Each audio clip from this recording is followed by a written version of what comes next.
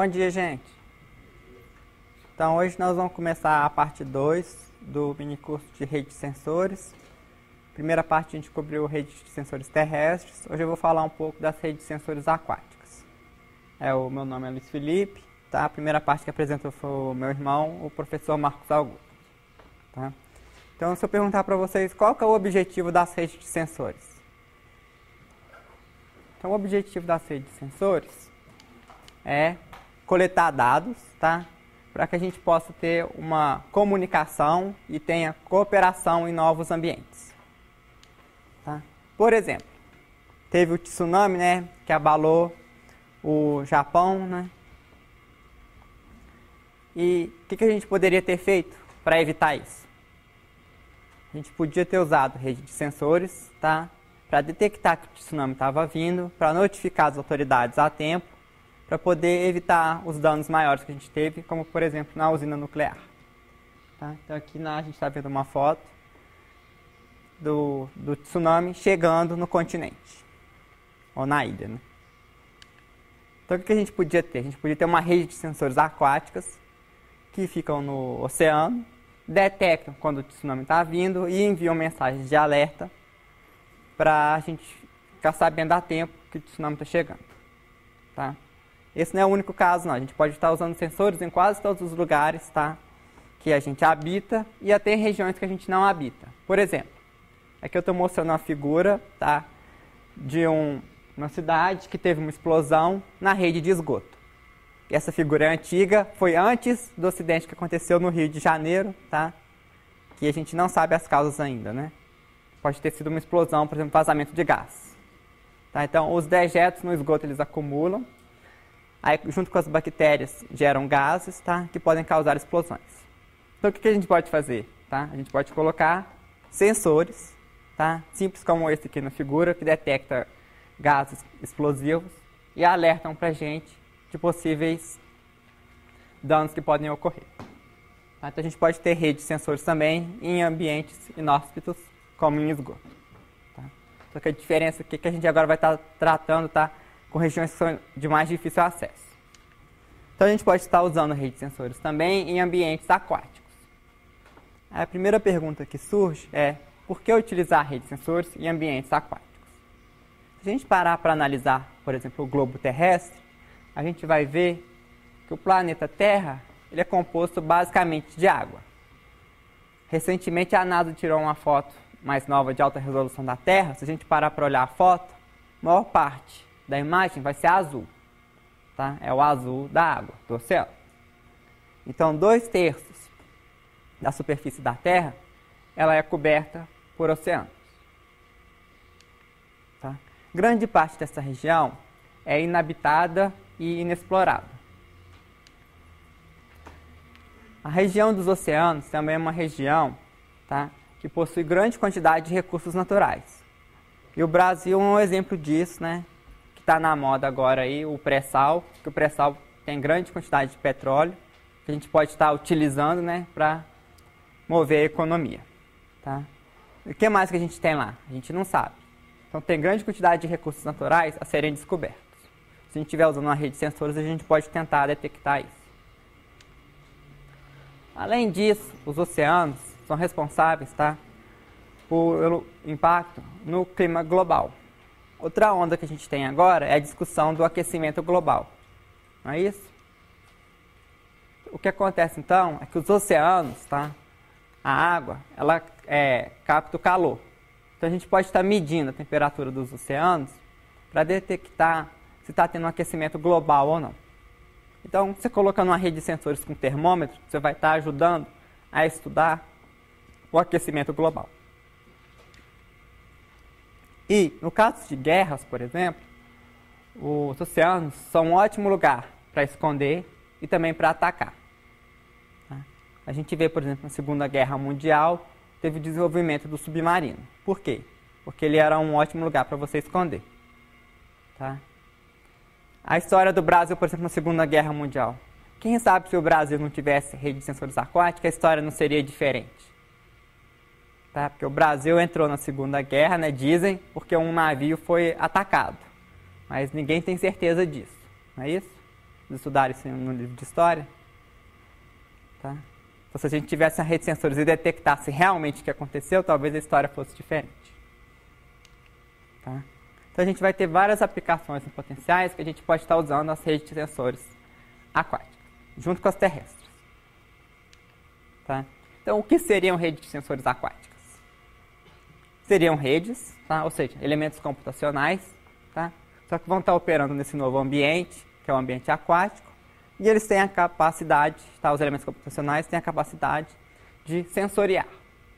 Tá? Então, vai depender do evento que você quer ser notificado. Tá? Então, em geral, a gente tem sensores de clorofila, para detectar se tem ou não a presença de clorofila. A gente tem sensores de oxigênio dissolvido, para saber a quantidade de oxigênio dissolvido na água. Isso é importante, por exemplo, para você que vai criar peixes, tá? Você quer manter uma quantidade de oxigênio num nível adequado. A gente tem sensores de temperatura, para saber a temperatura da água. Por quê? Porque isso é importante, por exemplo, no caso do aquecimento global, ou, por exemplo, se você vai criar peixes, você quer evitar que tenha uma variação muito grande de temperatura. Variações grandes de temperatura podem matar os peixes. Além disso, tem outras características da água que a gente quer estudar. Por exemplo, salinidade. Muito sal pode fazer mal à vida. Tá? Presença de toxinas, tá? E até mesmo você conseguir enxergar através da água. Então, a gente tem sensores de turbidez, tá? Que permitem a gente medir o quanto limpo que está a água. Tá? Então, todos esses sensores podem ser acoplados ao nosso elemento computacional, o nosso sensor, tá? Que vai estar processando esses dados da forma como a gente deseja, vai estar transmitindo, montando uma rede. Então, os nossos sensores eles vão ter a capacidade de comunicação e vão permitir que a gente tenha aplicações para fazer essa monitoração 4D. Por que 4D? A gente vai monitorar o 3D, que é o espaço, e além disso a gente vai monitorar ao longo do tempo. Então, a gente tem a monitoração do ambiente 4D. Perguntas? Tá? Então, aqui na figura eu estou mostrando um exemplo de uma rede de sensores. A gente tem vários nós amarelos debaixo d'água. Todos eles têm uma antena e um rádio para comunicar. Tá? E na ponta eu estou mostrando um exemplo do nosso sensor que foi construído em San Diego, que é um drifter. Tá? O que é o drifter? Ele é uma boia que você consegue controlar a densidade dele, permitindo que ele suba ou ele desça. Tá? Permitindo então que a gente tenha uma topologia dinâmica. Então, as redes de sensores aquáticas, tá? A gente pode dividir elas em duas classes. A primeira classe seriam as redes de sensores que a gente vai formar para fazer uma monitoração a longo prazo. Se a gente quer monitorar a longo prazo, a gente não quer perder esses nossos sensores. Então, a gente vai estar prendendo eles no nosso ambiente de alguma forma. Então, a gente perde um pouco de mobilidade, mas a gente garante que os nós vão estar lá por muito tempo. Então, a gente pode fazer isso, por exemplo, no mar, prendendo os sensores no fundo do mar, usando uma corrente, tá? Ou usando uma boia. A gente pode botar um peso, uma corrente, tá? Você põe no sensor e deixa ele dentro d'água, essa corrente fica no fundo do mar. Então, o sensor fica preso, você sabe onde ele está. Outra maneira é se você quiser prender ele pela superfície, você põe uma boia nele, você consegue enxergar a boia na superfície da água. A segunda forma de usar as redes de sensores aquáticos é se a gente colocar os sensores junto com o ambiente que a gente está e permitir que eles tenham mobilidade, que eles flutuem com as correntes marítimas, tá? Ou com as correntes do meio que a gente está estudando. Então, a gente pode, por exemplo, jogar os sensores de avião. Tá? Os sensores vão cair em alto mar e depois a gente passa coletando os dados, eles vão se mover com as correntes marítimas, mas a gente vai ter uma noção de onde que eles vão terminar. E depois a gente pode ir lá e pescá-los. Pega uma rede de peixe, por exemplo, vai lá e pesca eles de volta. Tá? Então, quais são as aplicações que a gente tem usando redes de sensores aquáticas? Tá? A gente vai ter inúmeras aplicações, eu só vou listar alguma aqui para vocês, para vocês terem ideia do potencial que as redes de sensores aquáticas apresentam. Tá? Então, por exemplo, elas são muito úteis em oceanografia. A oceanografia ela estuda os oceanos. Então, se a gente quiser estudar as características dos oceanos, das correntes marítimas, né, a questão da temperatura, a gente pode usar a rede de sensores aquáticas. Elas também vão ser úteis para a gente estudar a vida dentro dos oceanos ou dentro de ambientes aquáticos como lagos, tá? Rios, represas, que são casos das espécies da natureza. Então, elas vão ser úteis na biologia marinha. Tá? A gente vai poder estar estudando também, tá, a interação do oceano, tá, com a atmosfera. E isso é importante para a gente estar estudando a questão do aquecimento global. Tá? Então, quando a gente estuda, tá, a interação dos ventos, tá, das correntes de ares, junto com as correntes marítimas, a gente pode detectar se está tendo um acúmulo de calor ou não, se a temperatura dos oceanos está subindo ou não. Com isso a gente consegue determinar se está tendo um aquecimento global ou não. Tem outras aplicações que são um pouco mais diferentes. Então, a gente tem, por exemplo, a gente pode estar utilizando as redes de sensores aquáticos para ajudar na arqueologia do fundo do mar. Então, você pode querer ir para o fundo do mar para tentar detectar navios antigos, tá? Tentar descobrir a história, por que os navios afundaram, tá? Tem muitos filmes que tratam aí, né, dos piratas na época da Inglaterra, né? Tem vários navios espanhóis que carregavam ouro que naufragaram. A gente pode usar também as redes de sensores aquáticos para, por exemplo, que eu falei do tsunami. Então, a gente pode ter sensores que a gente pode utilizar para fazer predições sísmicas. Então, a gente pode colocar sensores no fundo do mar que captam o movimento das placas tectônicas. E aí a gente pode detectar se vai haver um terremoto ou não, tá? Ou se tem um tsunami chegando, para tentar salvar vidas e evitar, né, que usinas nucleares sejam afetadas. Outra área importante é a detecção de poluentes em águas. Tá? Às vezes você entra no mar, vai para a praia e não sabe, tá, que a água está contaminada. Como é que você faz para evitar isso? Então, hoje em dia, como é que o pessoal faz? Eles vão lá, coletam a água, levam para o laboratório, tem que esperar uns 2 dias para crescer a cultura da bactéria, para depois descobrir que, 2 dias atrás a água não estava decente para você nadar, mas você já nadou, e aí? Tá? Então, você pode colocar sensores e tentar detectar isso antes, tá? Fazer uma prevenção, em vez de você estar tomando remédio depois. Essa área de rede de sensores aquáticos pode estar trabalhando também com áreas da economia que estão crescendo, que é o caso da monitoração de campos de gases, óleo e petróleo. Então, hoje em dia, o Brasil é um dos pioneiros na área de exploração de petróleo no fundo do mar. E a gente tem o pré-sal, que pode trazer grandes riquezas para o país. Tá? Aí surgem questões que, como que eu vou estar sensoriando, sabendo que meu equipamento está funcionando, tá? Que eu consigo extrair esse petróleo, tá? Que a minha válvula não quebrou no fundo do mar, que eu estou despejando milhões e milhões de litros de petróleo, tá? Danificando o ambiente e perdendo dinheiro. Como foram vários casos que a gente viu aí recentemente na história, né? O último caso aí foi lá no Rio de Janeiro, né, que teve um derrame de petróleo. E teve o caso mais sério, que foi no Golfo do México, nos Estados Unidos, que o petróleo chegou, né, no litoral e matou a vida aquática e terrestre que tinha naquela região. Isso daí vai demorar anos para a natureza se recuperar. Se a gente tem sensores, a gente pode estar detectando esse vazamento e pode estar também prevendo aonde que esse petróleo está indo para tentar evitar, para conter que ele não vá para regiões que a gente queira resguardar. A gente pode estar usando a rede de sensores também em aplicações de guerra. Tá? O Brasil é um país pacífico, né? Não tem muitos casos de guerra, mas o Brasil entrou, por exemplo, na Segunda Guerra Mundial. A Segunda Guerra Mundial foi conhecida pelos casos que a gente tem, né, de submarinos. Tem a história da captura do Enigma. Vocês conhecem o Enigma? Enigma era a máquina que a Alemanha usava para enviar as mensagens codificadas. E aí a Inglaterra conseguiu pegar a máquina do Enigma, dos alemães. Só que não sabia como que a máquina funcionava. Então ela contratou os matemáticos e os cientistas da computação da época, né, o Alan Turing, o famoso Alan Turing, né, que é o nome que a gente dá para o prêmio dos grandes cientistas da computação. Vocês já ouviram falar no prêmio do Alan Turing?